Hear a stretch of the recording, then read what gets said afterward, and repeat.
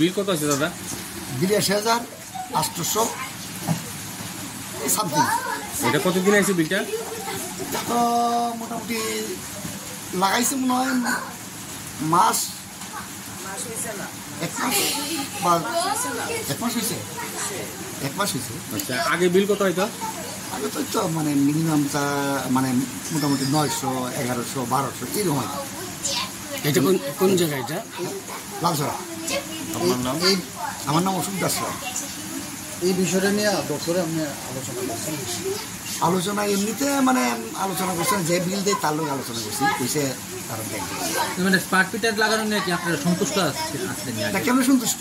এখানে হয়েছে 83,000 টাকা, সামঝালিব নাকি 82,000 টাকার মতো। আজকে প্রথমেই এরকম অবস্থা স্মার্ট মিটারের, এটা তো আরো 4-5 মাস পরে এরকম হতে পারে। এই বিষয়টা নিয়ে কি বলবেন আধিকারিকদের না, উদ্দেশ্যে? এটা তো বলুন যে এই মিটার আমার চেঞ্জ করতে হবে, এই মিটার আমাকে চেঞ্জ করতে হবে, এটি হচ্ছে বড় কথা। কারণ এটা আমি চাই না, আমার ভালো মিটার দাও, পয়সা নেও, মিটার দাও, কিন্তু মিটার চেঞ্জ করতে হবে, এটা ডিফল্ট। তাহলে আপনি কি চাইতেছেন যে মিটার চেঞ্জ করার লাগে? মিটার চেঞ্জ করতে হবে, এই মিটার আমি মানি না। যেহেতু প্রথমেই আমার এটা ডিফল্ট হয়েছে, তাহলে আমি মনে করি এটা পুরাটাই ডিফল্ট, এটা একদম পুরা। ঠিক আছে, ঠিক আছে। বিল কত আছে দাদা?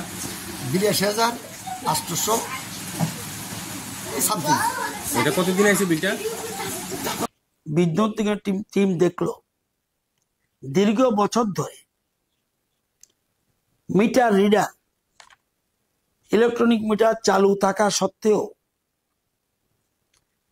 বিলিং ঠিকমতো চলছে, মিটার চলছে, সবকিছু থাকা সত্ত্বেও ওই বিদ্যুৎ গ্রাহকের সাথে যোগসাজ হচ্ছে। মিটার রিডার পরিকল্পনা মাফিক বছর পর বছর ধরে কম বিলিং দেখিয়ে দপ্তরে জমা দিচ্ছে। এটা 3 বছরের উপরে।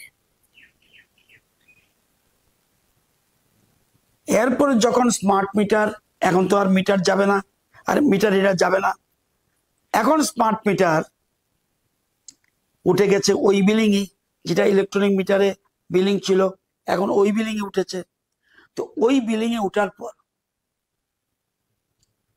এই বিলিং অনুযায়ী মিটারে কিন্তু টাকা উঠে না, বিলিং উঠে।